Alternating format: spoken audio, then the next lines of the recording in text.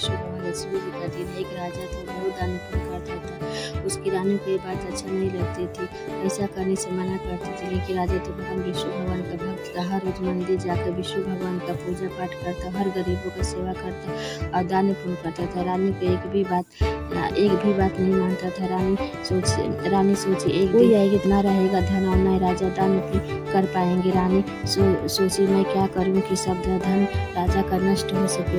एक दिन रानी ने सुबह उठकर स्नान करके विष्णु भगवान के मंदिर गया, पूजा पाठ करके विष्णु भगवान से मांगी, हे भगवान राजा का सारा धन नष्ट हो जाए। विष्णु भगवान सोचे कि यह तो बड़ी विचित्र है। कौन ऐसा प्राणी है जो धरती पर जो सबको धन नहीं चाहता है।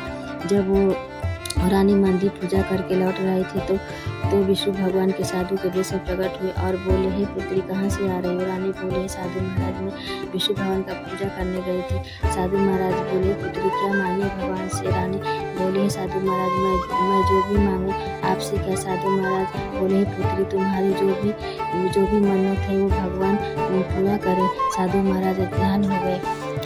रानी अपने महल में चली गई। महल में जाते ही राजा का धन नष्ट हो गया। रानी महल में देख रही है तो कुछ भी नहीं है महल में। रानी तो बहुत खुश हुई और सोची कि मंदिर जाते ही राजा का सारा धन नष्ट हो गया। जब सुबह हुई तो रानी को तो बहुत तेज से भूख लगी, लेकिन घर में तो कुछ भी नहीं था कि रानी का कुछ खा सके। रानी सोचे क्या करूं, कैसे भूख मिटा सकूं। रानी राजा से बोली, हे राजा कुछ भी नहीं है खाने के लिए। राजा बोले, रानी तुमको तो मेरे धन से परेशानी होती थी, परेशानी होती थी ना, अब तुम आराम से रहो। रानी बोली, आप क्या खाएंगे। राजा बोले, तुम चिंता मत करो, मेरे तो चिंता करने वाले विष्णु भगवान मैं तो उन्हीं पर छोड़ दिया है। जब राजा नहा धोकर विष्णु भगवान के मंदिर पूजा पाठ करने चले गए, मंदिर में एक साधु के भेष में विष्णु भगवान प्रकट हुआ और बोले, हे राजा आज से इसी मंदिर में रहो, भगवान का पूजा पाठ करो क्योंकि मुझे कुछ काम है। राजा बोला, हाँ साधु महाराज आप जाओ, मैं इसी मंदिर में रहूँगा, पूजा पाठ करूँगा। साधु महाराज तो चले गए। राजा उसी मंदिर में रहने लगा, पूजा पाठ करने लगा। इधर रानी महल में अकेली पड़ी रह गई। रानी बहुत दुखी रहने लगी। रानी को बहुत कुछ भी नहीं था कि कुछ खा सके। एक दिन रानी सोची राजा ये भी मंदिर जा कर के रुक गए हैं, क्या करूं मैं। रानी सोची कि आज मैं भी मंदिर जाऊंगी क्योंकि उसी मंदिर में जाकर के विष्णु भगवान राजा का सारा धन नष्ट करने से पूजा की थी। आज उसी मंदिर में जाकर विष्णु भगवान के राजा का सारा धन मांगूंगी।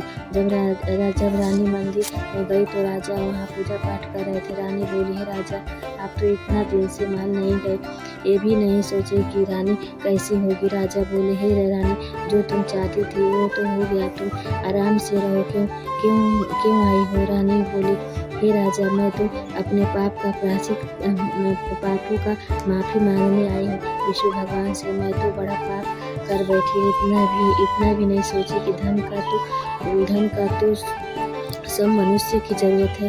राजा बोले, हे रानी विष्णु भगवान के द्वार पे आई हो तो वही तुम्हारे कष्ट दूर करेंगे। रानी पूजा पाठ करके विष्णु भगवान से माफी मांगी और बोले, हे भगवान आज से मैं भी आपका भक्त हूँ। राजा रोज आपका पूजा पाठ करूँगी और हर गरीबों का सेवा करूँगी।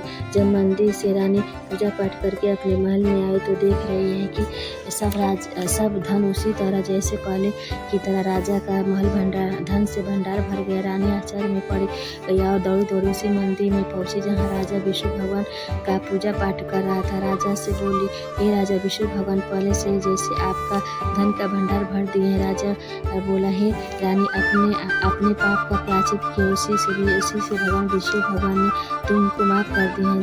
जाओ हर गरीबों का दुखियों का दान पुण्य करना शुरू कर दो।